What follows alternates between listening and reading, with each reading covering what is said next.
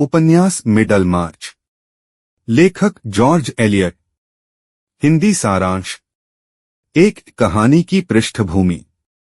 Middle मार्च एक काल्पनिक English कस्बा है जहां की राजनीति, समाज, विवाह और महत्वाकांक्षाएं सब आपस में उलझे हुए हैं।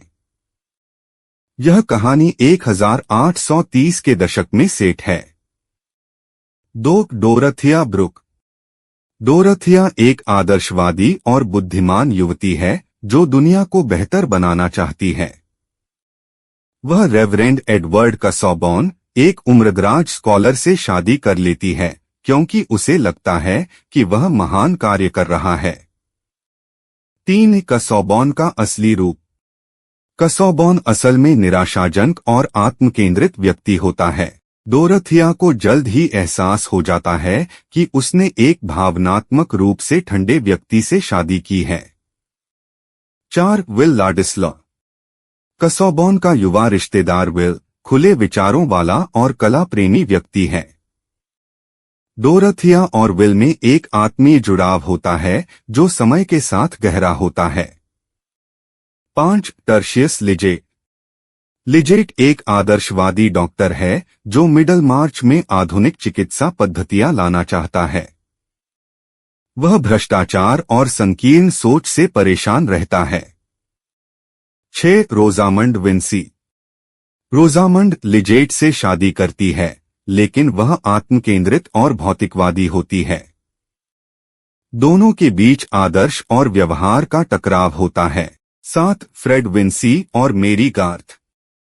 फ्रेड रोजामंड का भाई है। वह गैरजिम्मेदार लेकिन हृदय से अच्छा लड़का है। वह बचपन से मेरी गार्थ से प्रेम करता है जो व्यावहारिक और सच्ची लड़की है। 8 बलस्ट्रोड का रहस्य। निकोलस बलस्ट्रोड एक धार्मिक और शक्तिशाली बैंकर है लेकिन उसका अतीत अंधकारमय है। उसका रहस्य धीरे धीरे सामने आता है और वह बदनाम हो जाता है। 9 कसॉबॉर्न की मृत्यु। कसॉबॉर्न की अचानक मृत्यु हो जाती है। अपने वसीयत में वह विल और डोरथिया के रिश्ते को रोकने की शर्त जोड़ता है। 10 डोरथिया का संघर्ष। डोरथिया को समाज और वसीयत की शर्तों के कारण विल से अपने प्रेम को दबाना पड़ता है लेकिन उसका नैतिक बल उसे अपने फैसलों पर खड़ा रखता है। 11 लिजेट की हार। लिजेट अपने आदर्शों से समझौता करता है और बलस्ट्रोड जैसे लोगों पर निर्भर हो जाता है। उसका करियर और वैवाहिक जीवन दोनों विफल हो जाते हैं। 12 फ्रेड का परिपक्व बनना। फ्रेड अपने बचकाने व्यवहार को पीछे छोड़ मेरी के प्रेम और मार्गदर्शन से जिम्मेदार इंसान बनता है। अंत में मेरी उसे स्वीकार कर लेती है। 13 डोरथिया और विल का मिलन।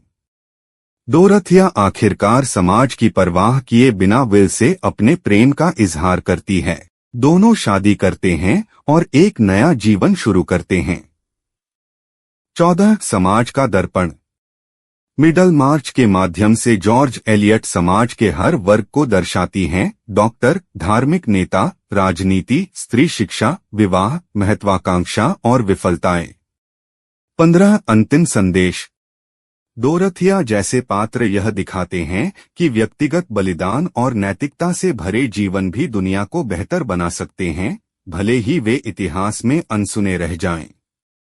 दोस्तों, अगर आपको यह बुक समरी अच्छी लगी तो वीडियो को लाइक, शेयर और सब्सक्राइब करें।